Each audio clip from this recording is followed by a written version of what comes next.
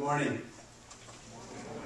It's my privilege to be with the elites and with the winners over here, and my honor to share with you what I know and what I don't know. About 2 years ago, I was in Zagreb Economic Forum, and after I finished my presentation on innovation, one of the audience, young female in back, asked a question: how come innovation is not talked about in the media? And I could sense that she had the answer. So I told her, I don't know what you mean, so can you tell me what you think? She said, well, because it's not sensational, it's not sportsy, and it's not sexy. And of course, she said it in a much better way than I could say.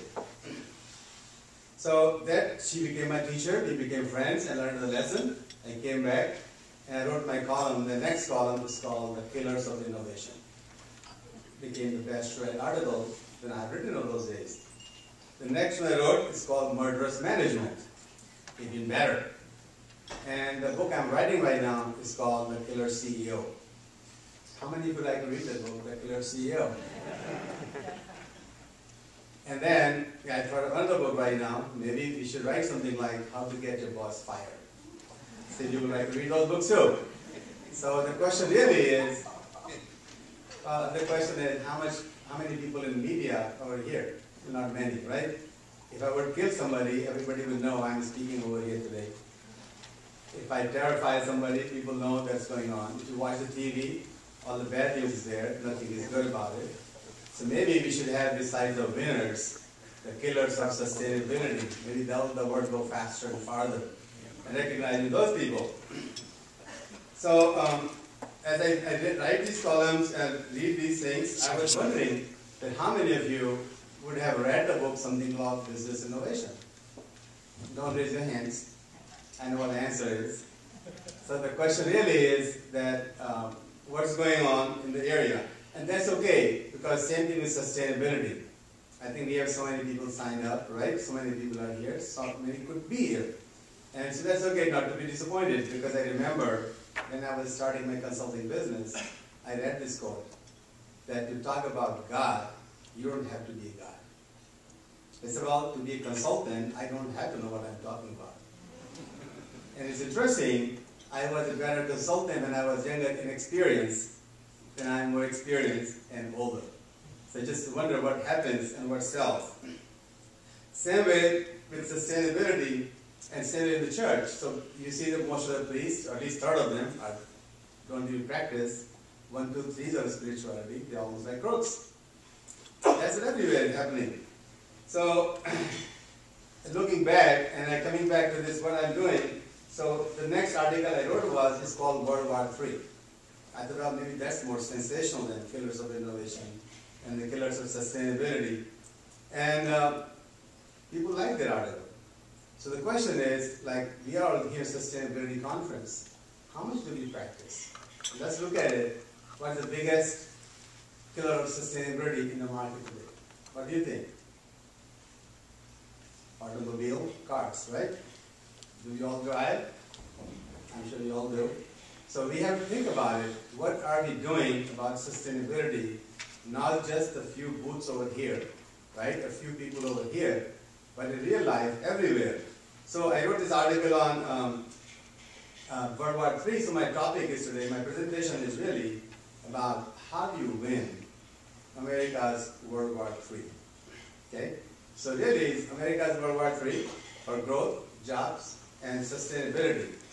And it's not really about the war, it's really how you win. Because it's a global war and everybody is struggling. If you notice, sustainability became a big issue today, not recently, not 20 years ago, but now because China is growing, India is growing, Brazil is growing, the damaged environment is increasing. Now it becomes an issue for us and for everybody else. So it's very, very critical that we all understand our competition is global. Now let's look at the World War I. It was a war fought with four-wheelers, right, tanks.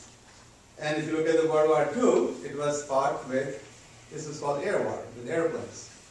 And it ended with the big explosion, right? And Einstein was very disappointed that his wonderful discovery is equal to mc squared was used for destructive purpose. And speaking of that, because destruction is more talked about than construction. How many of you read newspapers? Right? Every single newspaper, the headlines are always destructive. For the bad news, no good news. If you look at CNN, TV, if something happens, Al-Qaeda does, it's all over the place. If somebody does good work in sustainability, nobody will know. So it's really a challenge. So anyway, so Einstein was very disappointed. He said, well, I don't know how the World War III would be fought. But he knew that World War IV would be fought with sticks and stones. So I guess he left the opening for World War III for us to define what is. So I thought maybe I'll figure out how the World War III would be fought. It will be fought with nerves. And these are the weapons of mediocrity destruction. That's how I use them in training my classes, to teach people how to achieve excellence. And if you notice that mediocrity really means muda in Japanese terms, it really means waste. So a lot of the sustainability issue we have in our community, in our society, because we have not perfected, we have not excelled in what we do. And the sustainability is afterthought, not really in designing and when we're working on it. So one thing I've learned over the years, that acceptability, what we have been doing for the last 60, 70 years, is really not the best way to do the work. And it is marginal, it creates a lot of waste. And if you do excellence, do it well, it is really is more sustainable and it costs less. So I used to work with a vice president of a company, and she said, Praveen, American culture is shoot and aim. And the problem is, the rest of the world is aiming and shooting. So we have to learn how to aim and shoot. I work with a lot of businesses all around the world, and I see that in the US specifically, that our manufacturing, our designs, they're all very sloppy. They really are, and that's a fact of life. You know, if you look at big threes, big contributor to the sustainability adversely, is they have invested billions of dollars over the last 15 years, and the best they can get is bankruptcy. They're close to bankruptcy. And so if you make $2 billion and lose $200 billion, that means that waste for $200 billion has gone somewhere in some dumps. So one thing you have to learn, even in the sustainability area, that not just to talk about sustainability, but we have to excel. What's the best we can do, not just what we can do. And the reason is because of what the best we can do, it really costs much less. And we can have much more impact. But it requires a little bit of thinking. So one thing you have to figure out, and hopefully remember at the end of this talk, that acceptable is a bad word, okay is a bad word. We have to move forward with perfection, excellence, and greatness. So we have to ask the question, what is the perfection